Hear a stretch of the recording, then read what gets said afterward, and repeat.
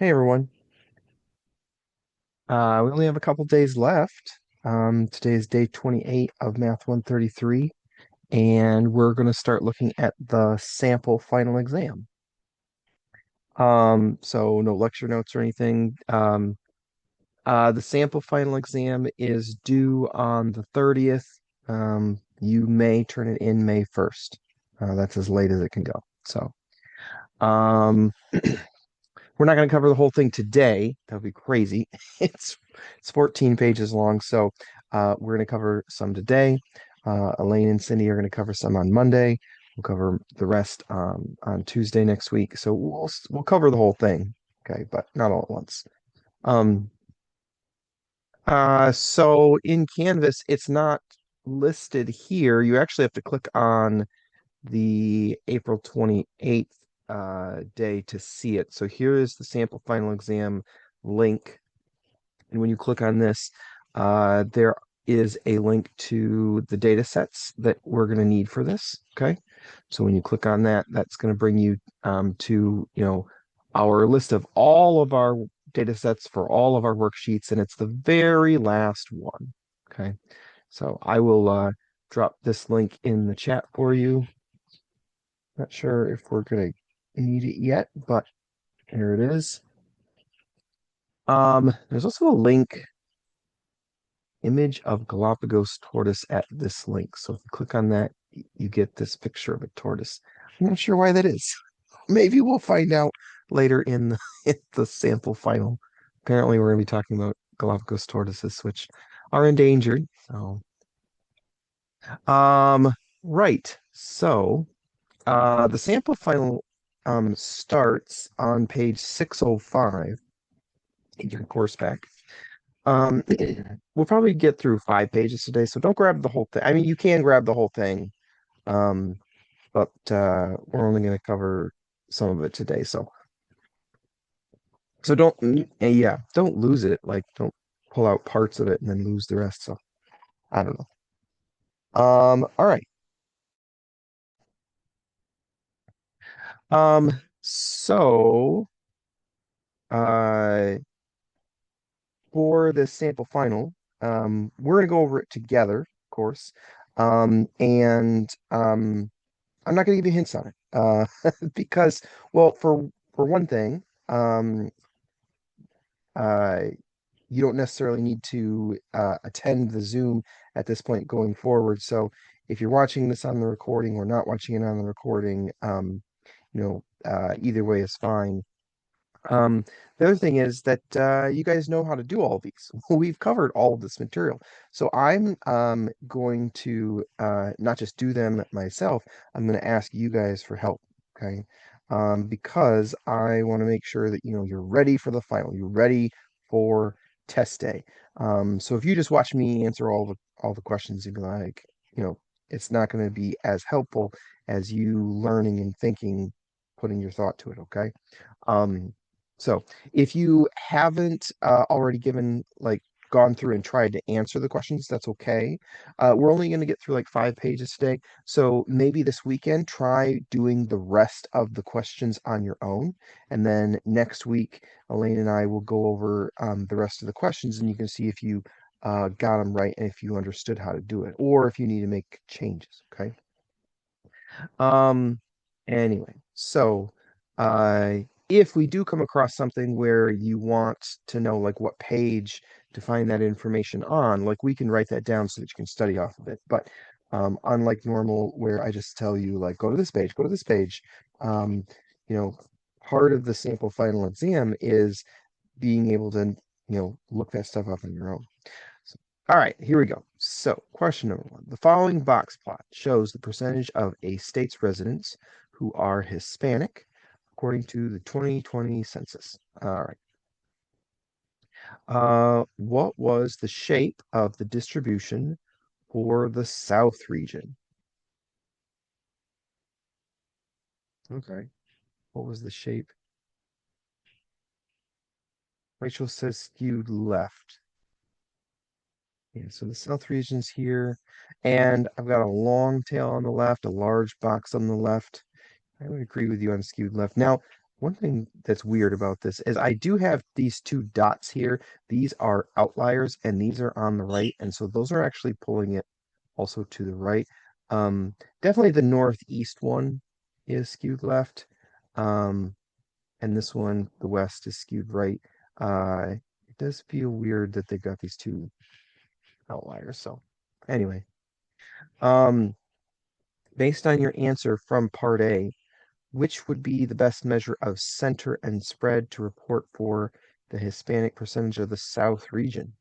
So if it is symmetric, we would use the mean and the standard deviation. And we've been talking about mean and standard deviation a lot, yes? Since since the midterm, we haven't really talked about median at all.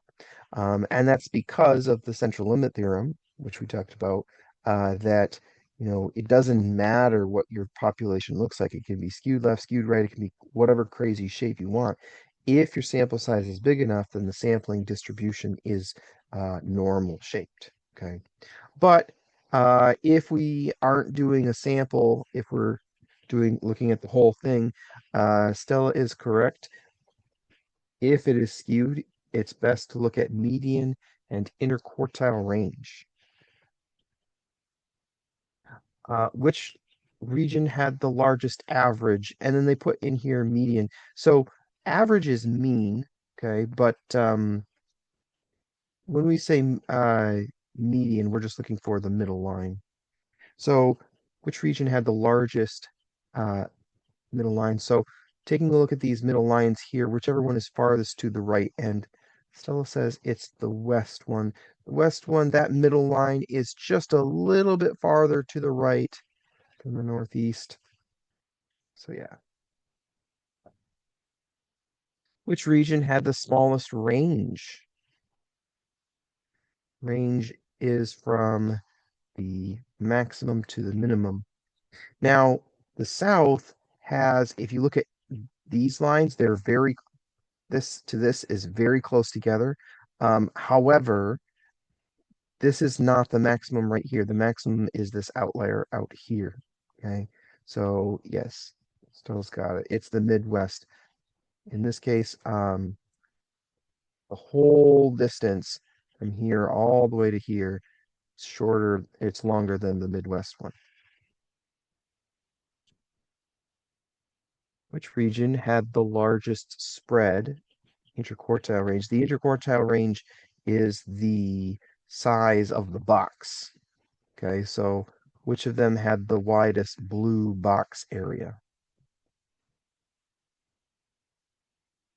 Stella says the south. So when we're looking at the interquartile range, it's the width of the box. So which one had the largest spread? I don't think it was the south. I think this box is not that wide. Kelly says west. Yes, I would agree with that. This box is the widest. All right. 50% of Northeast states, so that's this one, had Hispanic percentages above what?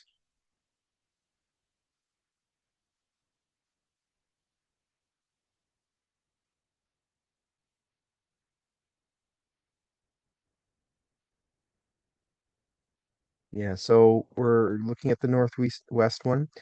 Uh, the first quartile is this first line right here, which is 25%. This one's at 75%. 50% is the median here in the middle. And it looks like that is somewhere between 10 and 15. Which one does it look like it's closer to? I think it's a little tiny bit closer to 10. So I'm going to say that this is 12%.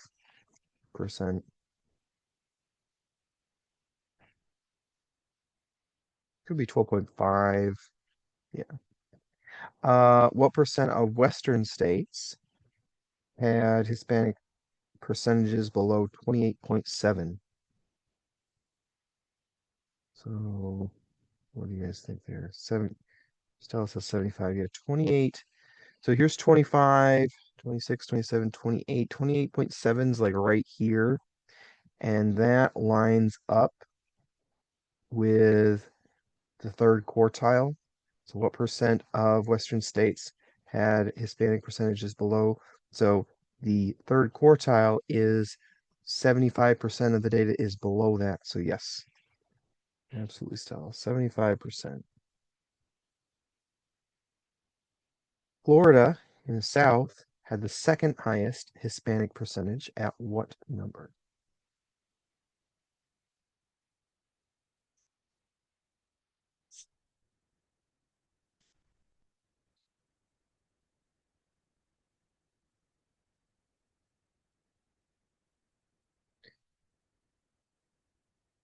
So for South, the highest one is right here. The second highest one is this one. So what's the percent for this dot, the second dot?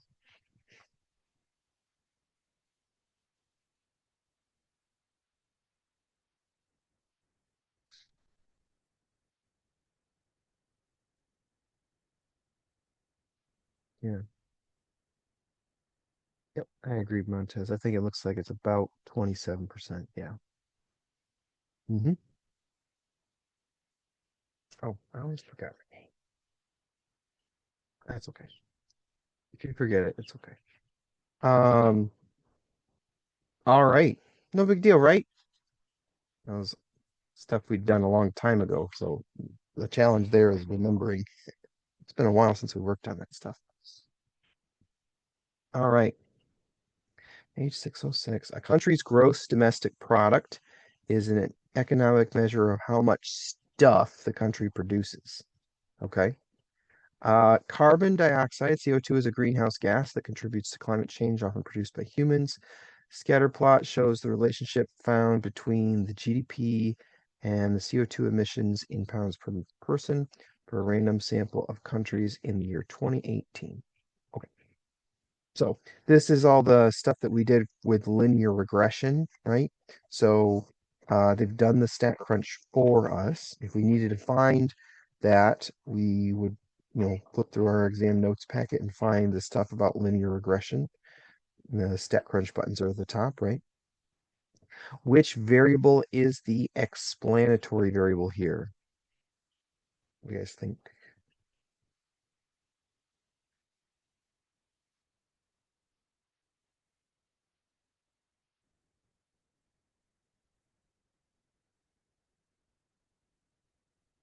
GDP, yeah. So explanatory is the X, and you can see that GDP is right here. Response variable is the Y, so that is CO2, CO2 emissions.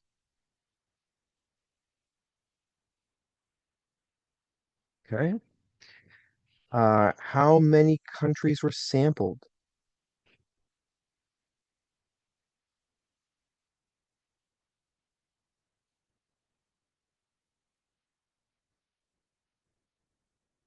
37. Yep, sample size right here.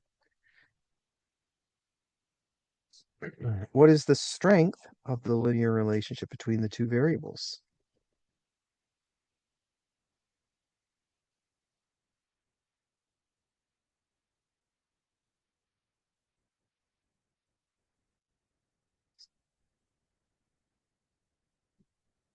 Strong positive, yes. And we know that because when we look at this correlation coefficient, 0.85, if we look on H255, that is where we would find the linear regression stuff, right? And 0.08, 0.8 is right here. 0.85 is a little bit higher than that. And also this makes sense, right? Strong positive because the more the more stuff your country produces, the more CO2 it's going to make, right? So the more stuff, the more factories you have. Um, Interpret the coefficient of determination in the context of the situation. Also on page 255. So for that one, we would say we got to take the r squared, change it to a percent. So 72.9% The total variation in CO2 emissions is explained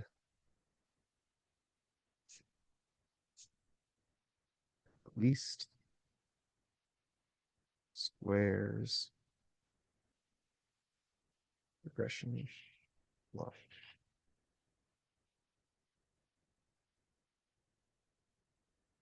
Okay.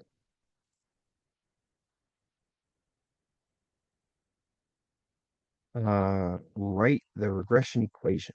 Okay, using X and Y. So the equation is here, but instead of writing it with CO2 and GDP, I'm going to write it as Y.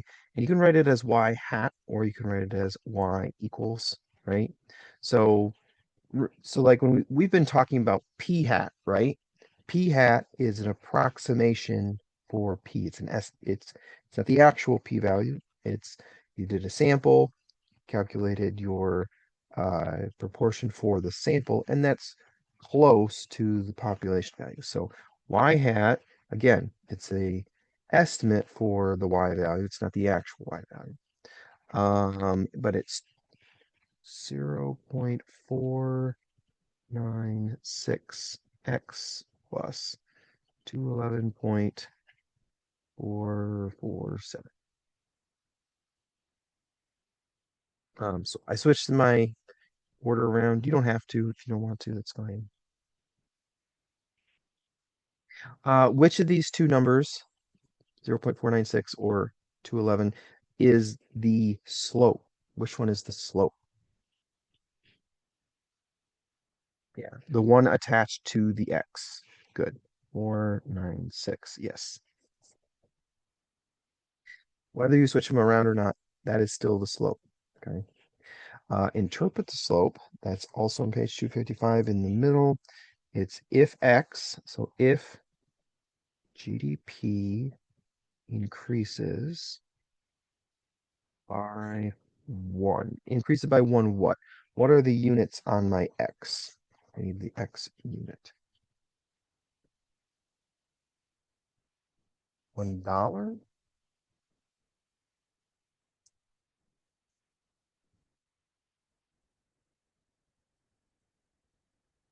It's not percent.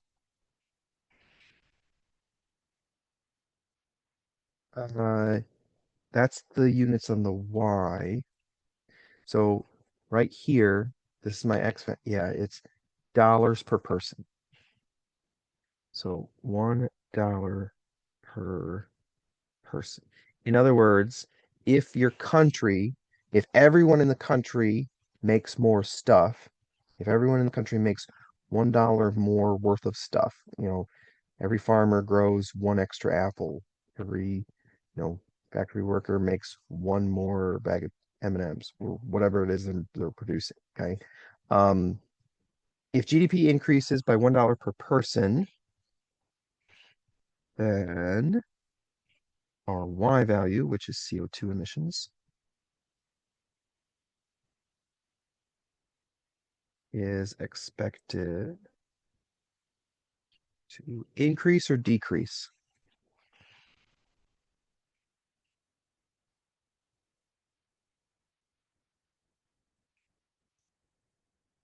Increase or decrease? Chanel says increase. Yes, it's a positive slope. So increase. All right, approximately. And then write out what the slope is, 0.496. And then we write out the units of the y. What are the y units here?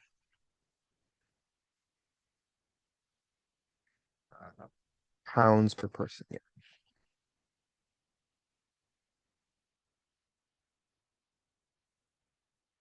So if everybody makes one more dollar worth of stuff, they're putting 0.496, about half a pound of CO2 in each person's putting about half a pound more CO2 into the atmosphere. Okay, approximately. What is the y-intercept? So the y-intercept of in this case is 0,211.447. Explain why this likely does not make sense in the context of the situation. So, impossible for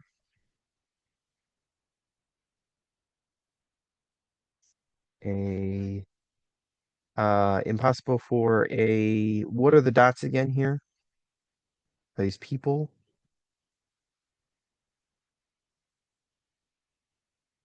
If we had the data, if we had a table of data, yeah, so it's countries. Yep, Rachel's got it. Countries. It's impossible for a country to have a GDP of $0.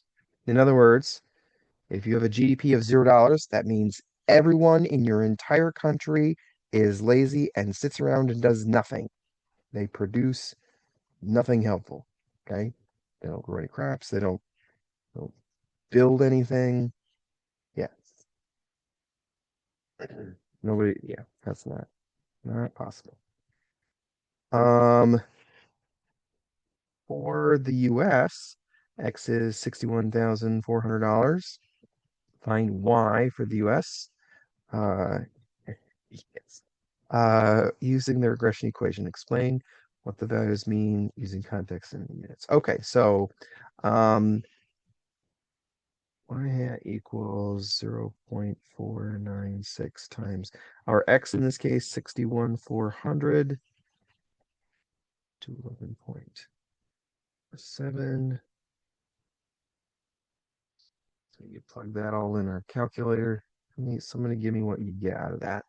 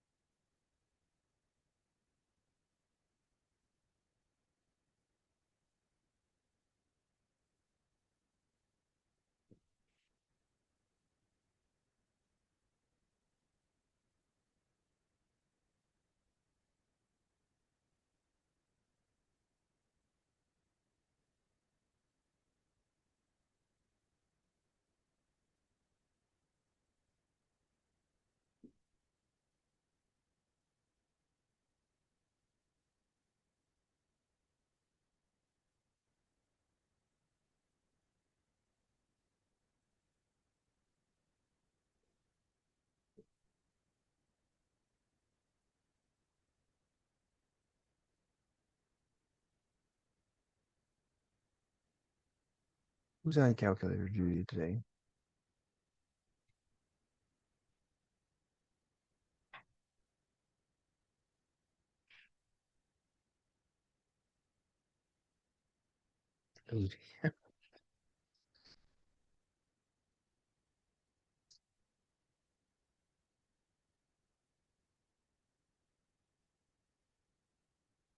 All right. I got 30,665.8. That's probably enough. We put it that makes sense. All right. So in my calculator, I got this. Explain what these values mean. So the US has a GDP of $61,400, so per person. So it means each year, each person produces about $61,000 worth of stuff, and approximately or about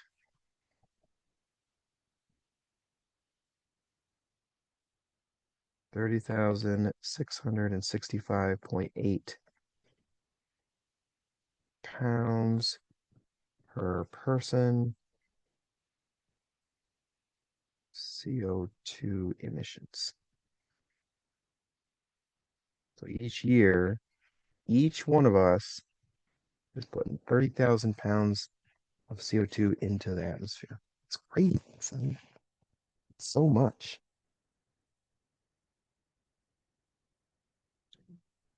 All right.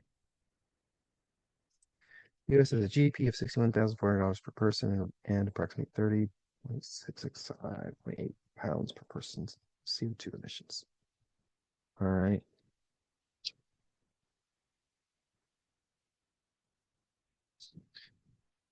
607. The following table shows a probability distribution of a random sample of diabetes patients in the US in 2020, gender and race, ethnicity, according to the CDC. AIAN means American Indian or Alaska Native. Okay. What is N? It's a letter in the alphabet. Yep. Well, Don's got it. It's the total for a sample, right? Total sample size, 1,887 people. So that's just the number. I need the context. So is this 1,887 people? 1,887 US adults? What's my context here?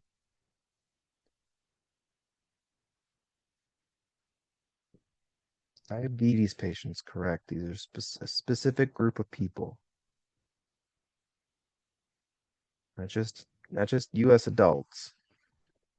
Diabetes patients, okay? For a single person in our sample, black and female are disjoint, not disjoint. They are not disjoint. I agree. You only have to circle one of these, okay? But technically, this should have been split into two different questions. So it is dependent. You don't have to circle that if you don't want to. Um, for two random unrelated patients, AIAN for the first patient and AIAN for the second patient. Are those disjoint, not disjoint?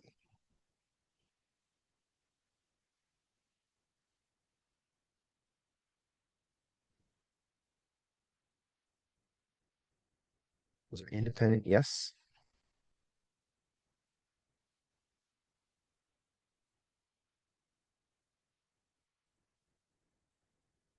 Disjoint or not disjoint?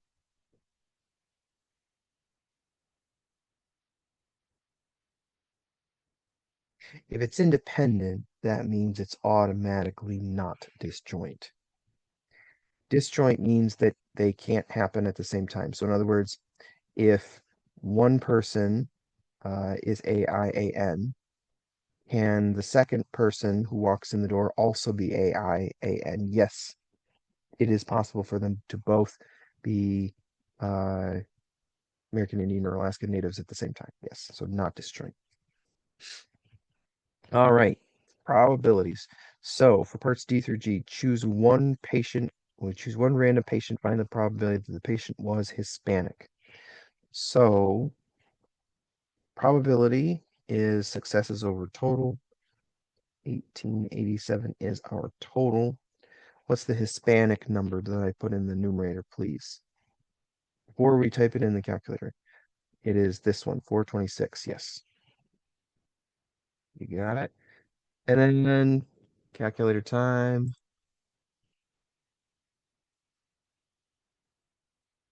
0.2258.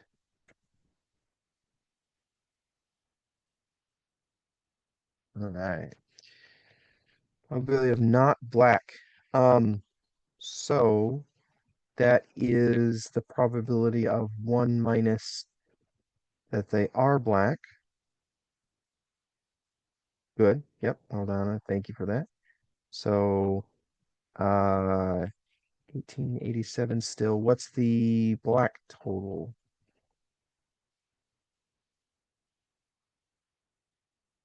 447. Yes. Right. 1887 is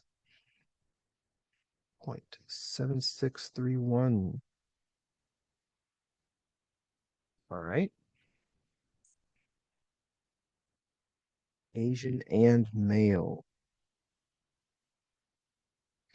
What number do I put in my numerator here?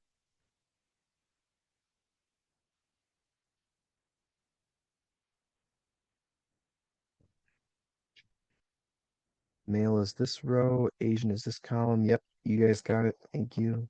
162.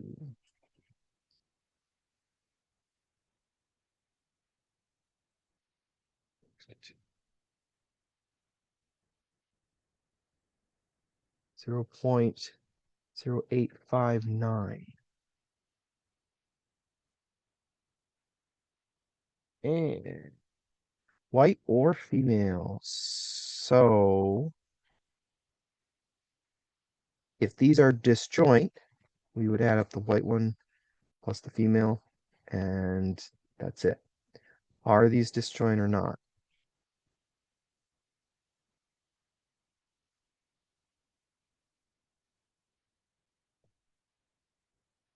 These are not disjoint. Page 254 at the bottom says that if it's disjoint, you add them up separate. If it's not, then you need to add these two and subtract the ends. So, what's the number of white people for this sample? 258. Female, it's 921, yes. And white and female, 112, yes. All right, let's see what we get. Do I need parentheses when I type this in around the top or not?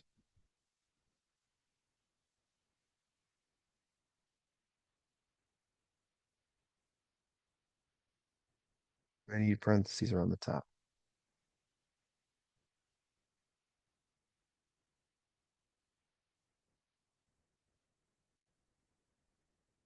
Yeah, because the answer is not 1,100, right? So, yeah, you need parentheses here.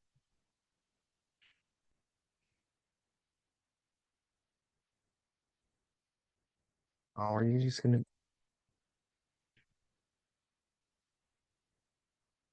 decimals is be go ahead. All right, there we go. 0.5654.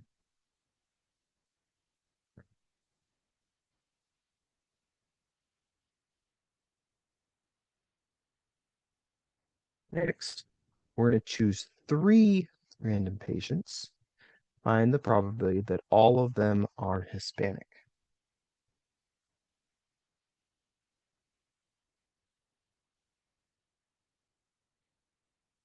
Let me ask you guys, how do I do this?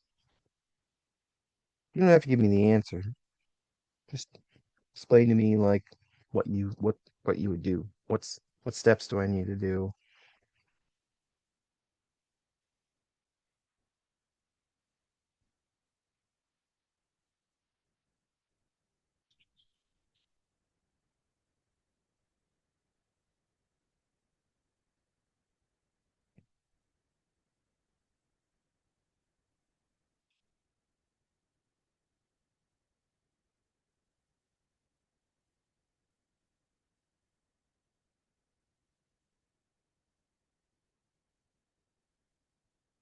Or you tell me what I type in the calculator,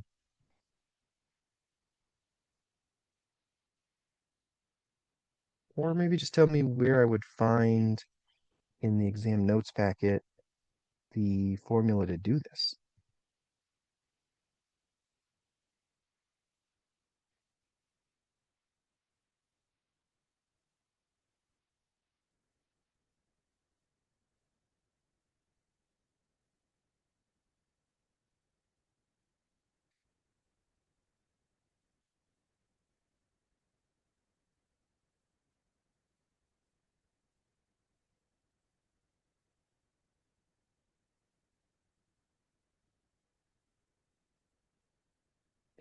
I'll help you out. So Page 254 at the bottom are probability rules, and we're looking at multiplication for independent events. So if I want to know the probability that three unrelated patients, so unrelated means that they're independent. So three patients are Hispanic. I'm looking for the probability that the first guy is Hispanic, and the second guy is Hispanic, and the third guy is Hispanic. What I do is I find the probability of one person being Hispanic and multiply it three times. Okay. So in other words, 426 out of 1887, that's one person being Hispanic. What's the probability that one guy is Hispanic? And I multiply that now times itself three times. 426 over 1887, 426 or 1887. Okay. Or you could also just write it as 426 over 1887 and cube that. Okay. Now we actually already had the probability of one person being Hispanic, so you could have written it as 0.2258 cubed. So this times itself three times. Okay.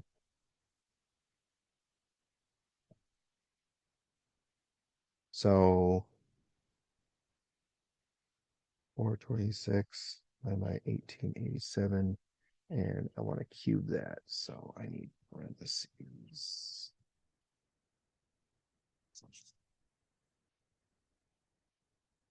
which is 0.0115.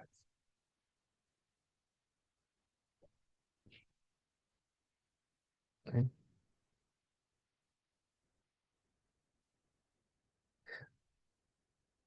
If you're still clear on that, so let's think about it from in terms of dice.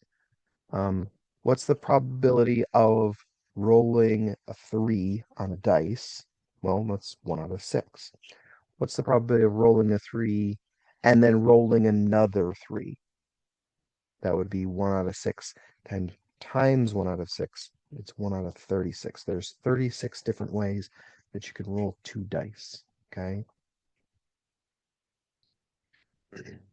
All right, what's the probability that none are black? So it's the same thing, except instead of looking at Hispanic and cubing it, so instead of looking at this number, multiplying it and cubing it, I'm looking at probability that one person is not black, and then multiplying it by itself three times. Okay.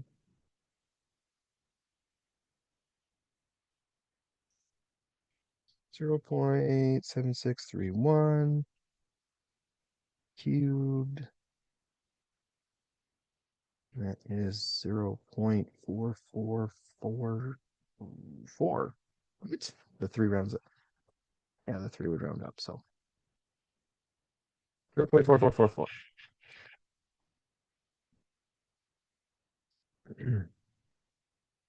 What's the probability that at least one is Asian? So at least one has a formula down here at the bottom. So probability of at least one Asian is 1 minus probability of not Asian. Close two parentheses and raise that to the power of n. In this case, I'm looking at three people. So, all right, so I need to find the probability of not Asian.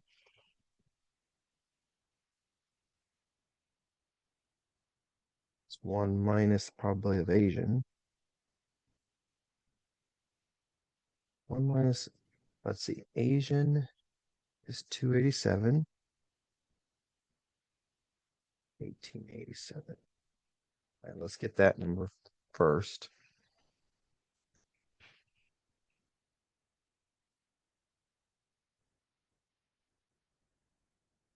Shoot.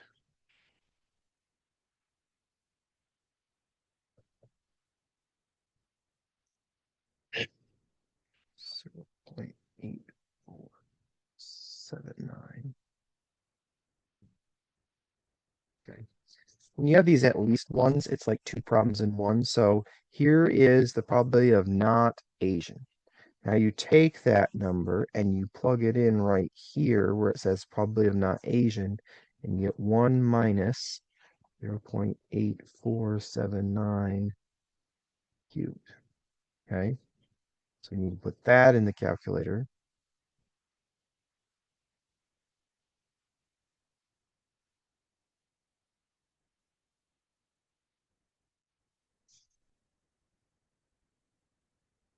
That'll give you your answer. 0.3904.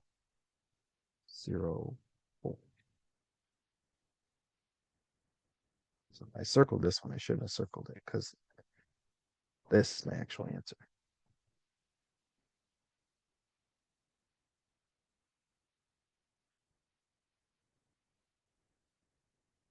So for questions D through J, we got a bunch of different probabilities. Which of them are considered unusual?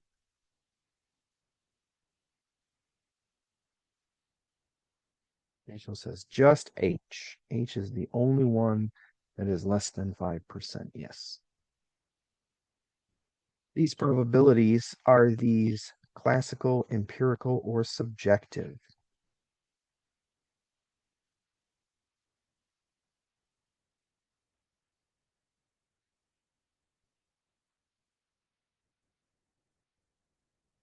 It says they're empirical. Yes, I agree. This is based on actual study data. We actually did the sample. Classical and empirical can be a little bit confusing, a little bit hard to tell which one is which.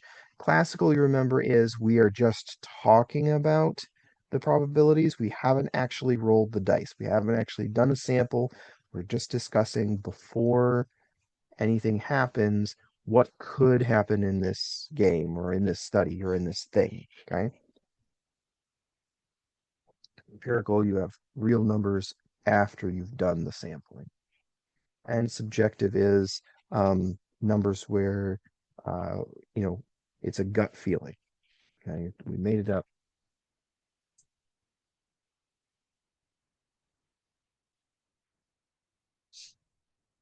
Right. How's everybody feeling? Right? This all stuff that we all coming back, remembering all this stuff from months ago. We've been talking about math for 3 months now. The following probability distribution shows the number of animal shelters in a random country, or sorry, a random county in Michigan, in 2022. Okay. Um, so explain what must be true in order to verify that this is a valid probability distribution. Um, so you want me to write it out in math or write it out in words?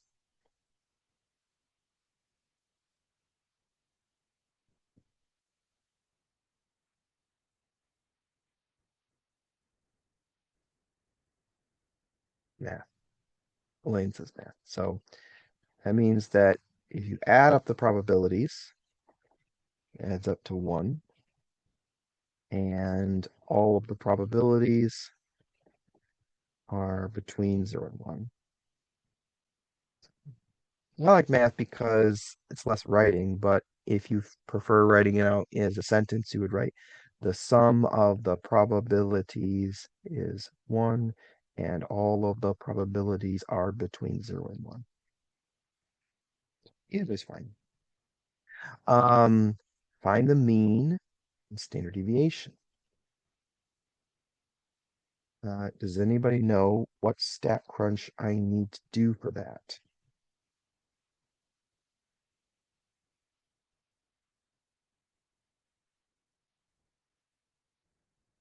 You'll find this, let's see, is this one in our it is. There we go. So in StatCrunch, in that link that I dropped in the chat earlier, the number of shelters and the probabilities are here. Um, But just because those are there doesn't mean I know what I'm doing, right? Am I doing stat calculators normal? Am I doing Z stats, T stats? clicked on a lot of buttons in StatCrunch this semester. So what do I need to click on? Rachel says that we're using method 3 and not sure on that. So let's take a look at method 3. Is that the right one? Method 3 on what page are you on? What page is method 3? What are you talking about? Where's method 3 in the exam notes packet? You know what page that is? Page 254. Yes. Page 254 is the 3 methods for mean standard deviation. So method 3 is a discrete probability distribution or relative frequency distribution. Do I have a probability distribution? Yes, I do. Following probability distribution shows the number of animal shelters. So yes, it is method 3. And the StatCrunch buttons then are Stat Calculators Custom. Stat Calculators Custom. Values are the number of shelters or the probability? Which one is it?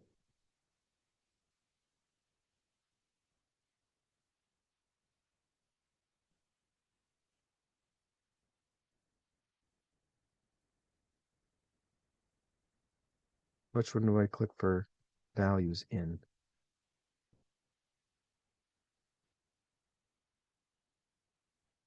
So it says that method, let's see. So method 3 says that the values in is your x values or midpoints. Okay. The weights are your probabilities.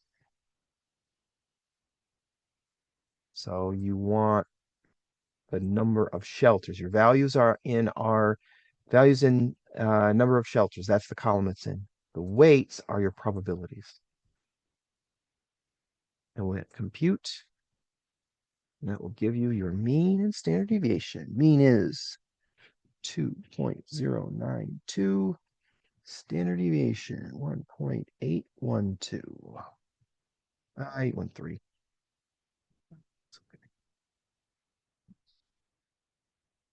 So that was Stat Calculators Custom, and your values are your numbers. Your values should always be a whole number, okay? And your weights should always be probabilities for method 3, okay? All right.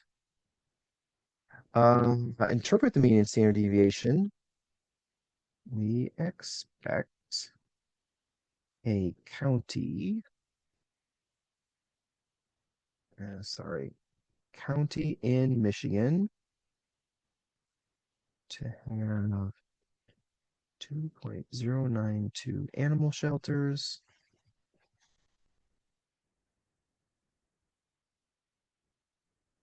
Give or take 1.813 animal shelters. So on average, the counties in Michigan have a little over 2 animal shelters on average. Looks like there's some counties that have no animal shelters. Maybe that's up in like the UP. I don't know. Um, if a random Michigan county is selected, what is the probability that it has less than 3 animal shelters?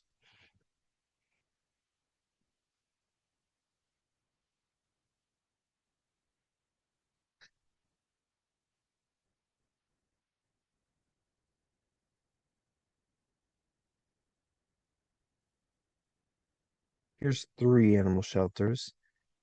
I need to add up less than 3, so that'd be 0, 1, and 2. So I need to add these up. Do I add this one as well?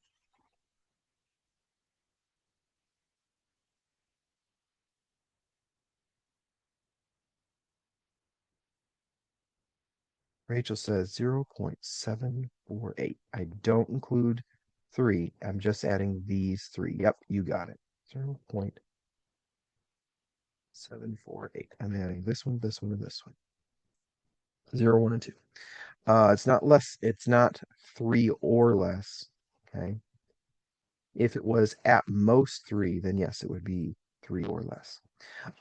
If a random Michigan county is selected, what is the probability that it does not have 8 animal shelters? 8 animal shelters is the most. It's a lot, right?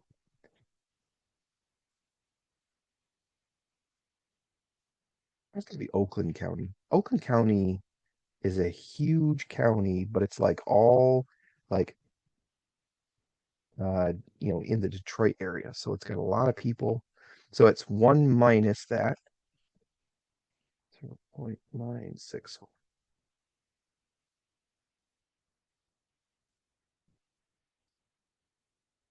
Right. The age of a deer hunter in Michigan is normally distributed with the mean at 45.3 years, standard deviation 14.8 years. Find the three missing values. Okay. To find these three missing values, I can't just start on whichever one I want.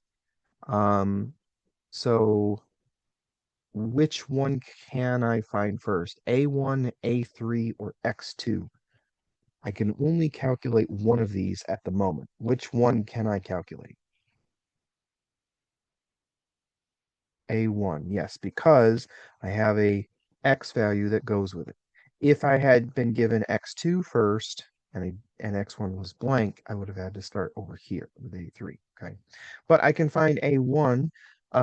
So uh, I'm going to do that in StatCrunch, but what buttons do I click on in StatCrunch?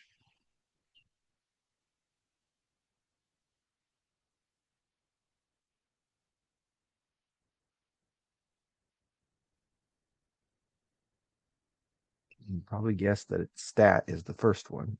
Because that's always right. Stat something.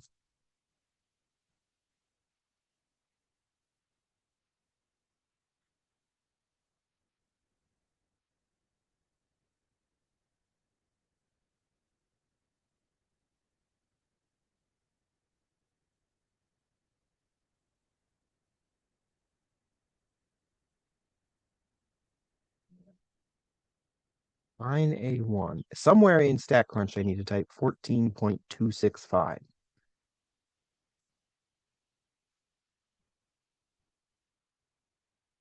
Tell me what to click on, please. Or you tell me what page in the exam notes packet to find this stuff.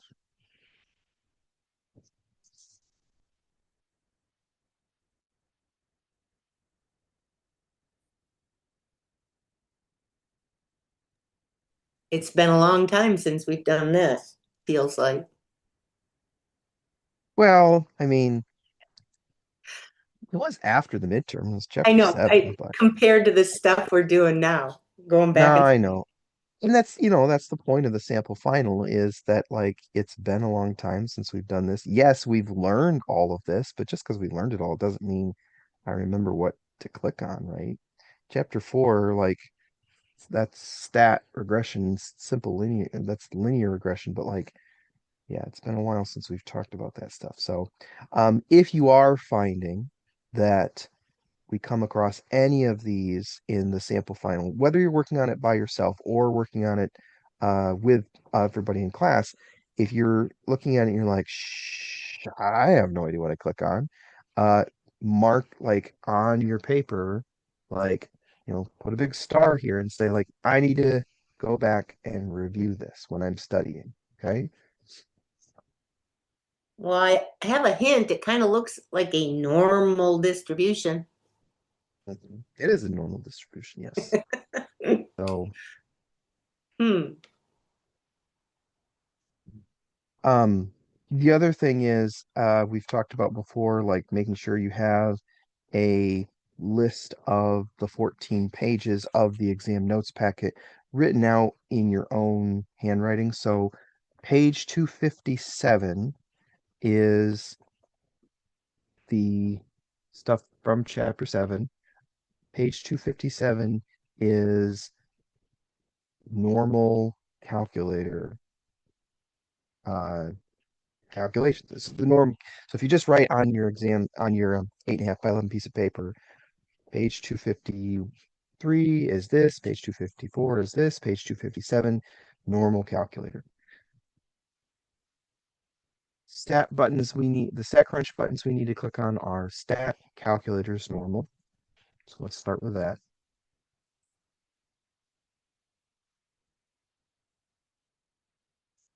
Okay.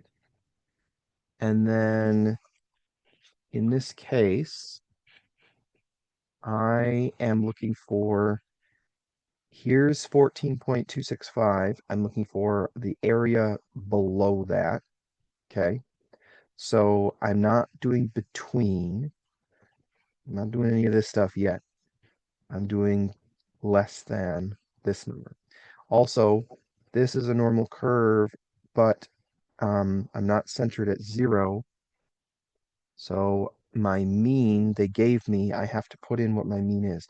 If they say it's the standard normal curve, standard normal curve is this one. Mean is 0, standard deviation is 1. If you're given x values, which we did, we were given x values, we have to put in what the mean and the standard deviation are. So we are doing, we're doing, uh, we're doing number 4 here, okay?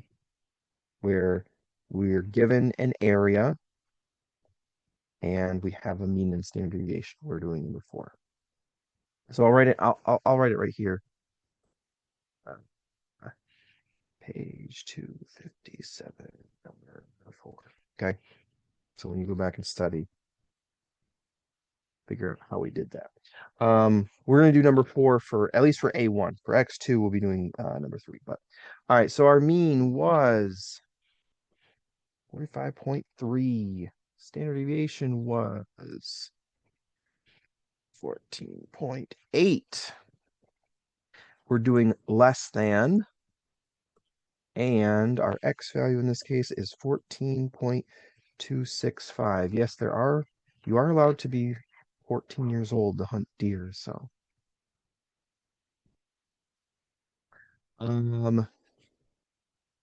So our A1 in this case is 0.018.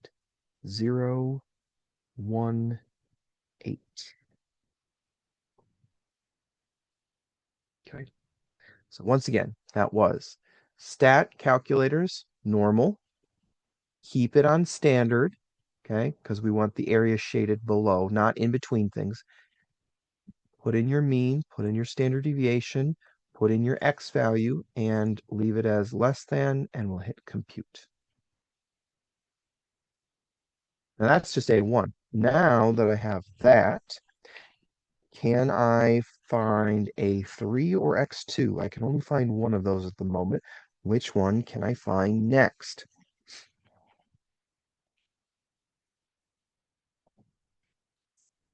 Okay, if you say, yeah, well, okay, technically I can find both. One's easier to find.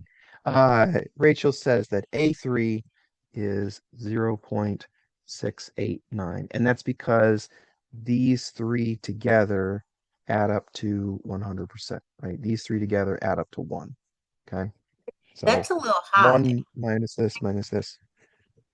Oh, yeah. Nope, that doesn't look right. It looks like you added, okay, so 0.689 is if you add these two together. So if you add those two together, then yeah, you need to subtract. So 1 minus that. Technically, you could find x2 if you use the 0.689. We're not going to do that. So, I mean, it's not that complicated.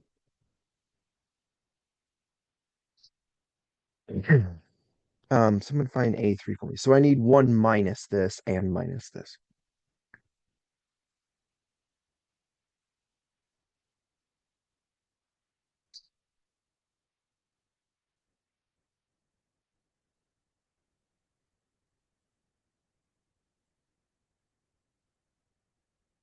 Yeah, 3, 4, 7. That's, Now that I have that, I should be able to find x2. So, Wait a minute, that's still not quite the add up to one. still not? Hang Oh on. my goodness. So 1 minus 0.6, 1 minus 0.311 I got. 0.018 minus 0.671. 0.311. One of these days we'll get it. It's fine. Today's not test day. You can get every question wrong today and it's fine. So, no big deal. All right. So to find x2, we will be doing, yeah, no worries. It's no big deal. For this one, we will be doing number 3. So number 4 was to find A1. Uh, number 3 will help us find x2. So this time, we're still doing stat calculators normal. We still have the same mean. We still have the same standard deviation, but this time we do not have the x value. We're trying to find the x value. In this case, we have the percent, which is 0.371.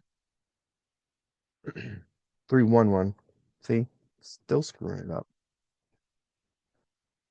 Um, and it's not less than, right? That's that's not the right thing. I need greater than. I need my shading over here, right? There we go. That shading looks correct. 52.597.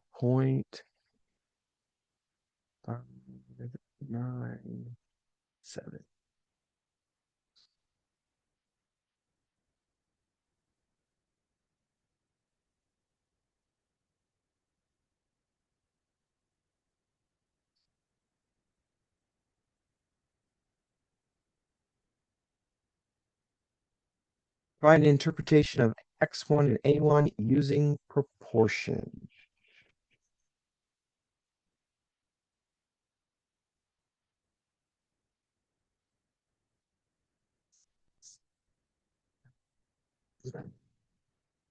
Remind me, was that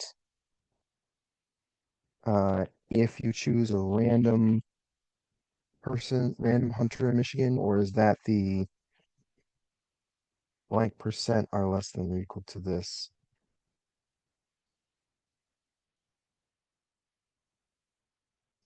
Which phrasing was it? The proportion.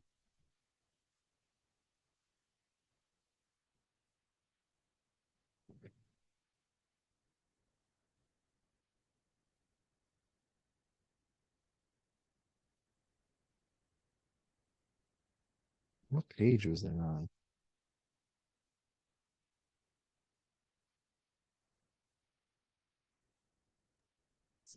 I had them write that example of the giraffes in their notes. Mm-hmm.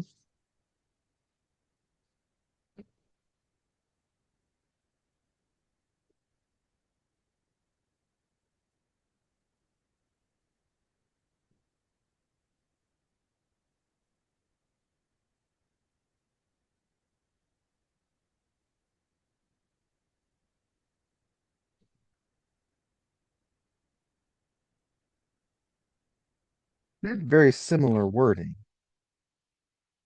One was 1.8% of hunters in Michigan. The other is if a random hunter in Michigan is chosen, the probability that they were 14 years old or less is this. Which one do we use here?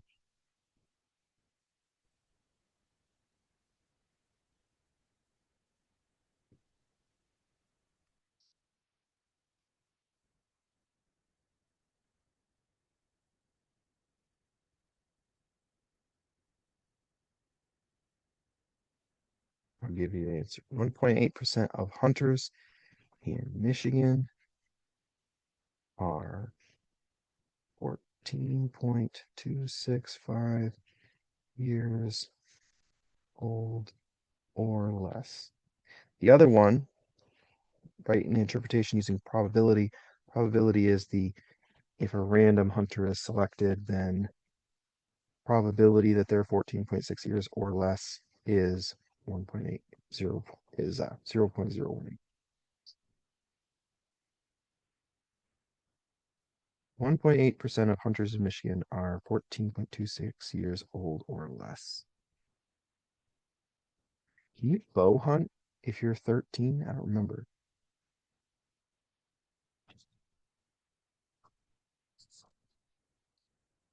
I know you have to be 14 to rifle hunt, but that's still, 14, still less than that. So.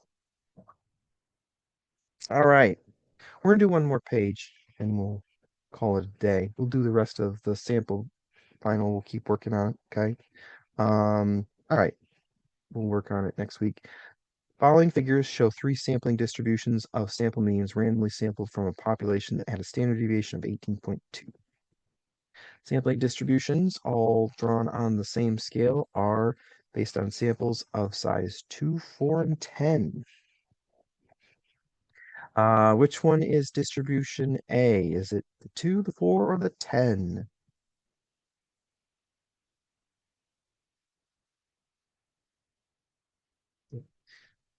Largest sample size is going to be the one that is the most clustered together. Yep. What about population B? Is this 2 or 4?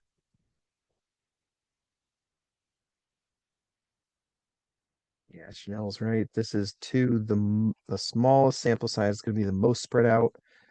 Okay. Find the standard error of the sample distribution with the largest spread. The largest spread would be this one. So we're doing B. Okay. And you need a standard error. Does anyone remember what the formula is for this?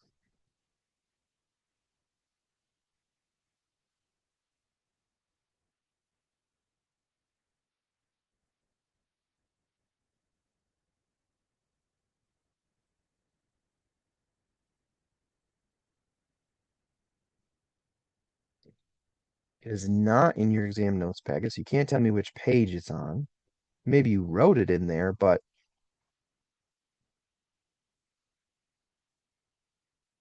go to that page where you wrote it and tell me what the formula is, please.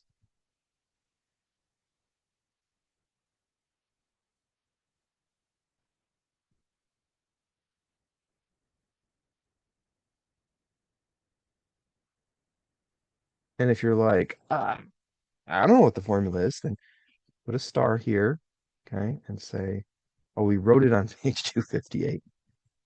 Did I write it on page 258? I didn't write nothing on page 258. Cindy and I did, Oh, okay, because fine. we were talking about describe shape center spread. Yeah. Um, Also there on we page go. 59. Yeah. Rachel's got it for us. So if you are not sure where the formula is, put a star here so that we're like, okay, this is one that I need to go study. All right.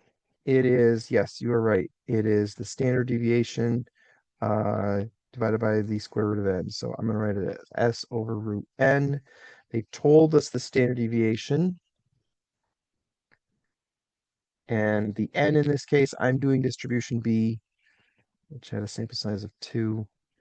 So I need the calculator for this.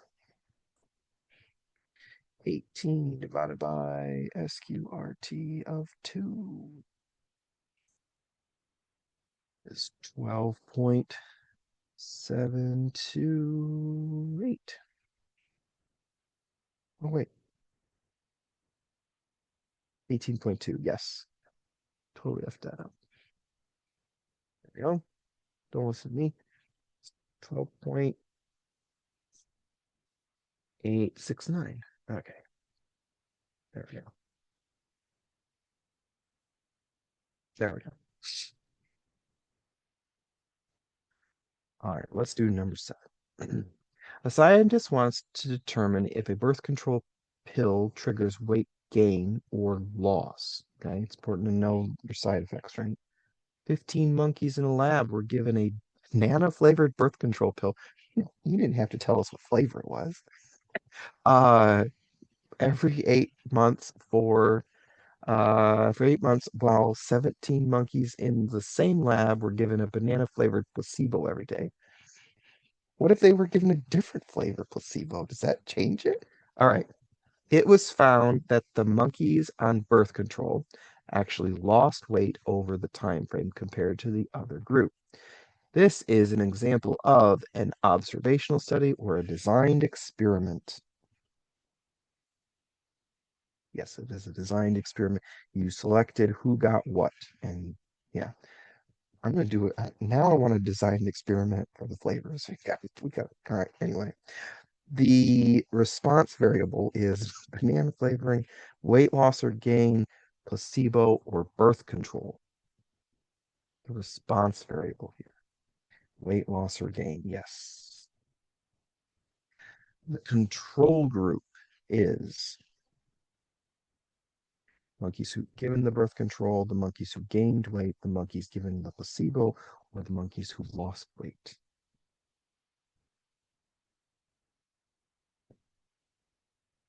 So Rachel says birth control, Chanel says placebo. The birth control group is the experiment group. The control group is the one given the placebo. Control group Control group is what you need to compare against when you're testing something. It's the ones getting nothing. Okay. If we want to see how effective a drug is, we have to have a control group because people get healthy on their own, right? People will gain or lose weight on their own. The control group gives you something to compare against. Okay. So it's the people just naturally existing, the monkeys. All right. How much weight the monkeys gained or lost over the course of the 8 months is a blank variable. Is it qualitative? Is it discrete? Or is it continuous? Chanel says it's continuous. Yes, because you can lose, 8.5 pounds. You're allowed to have decimals when you're talking about weight. So it is continuous. Good. Excellent. All right.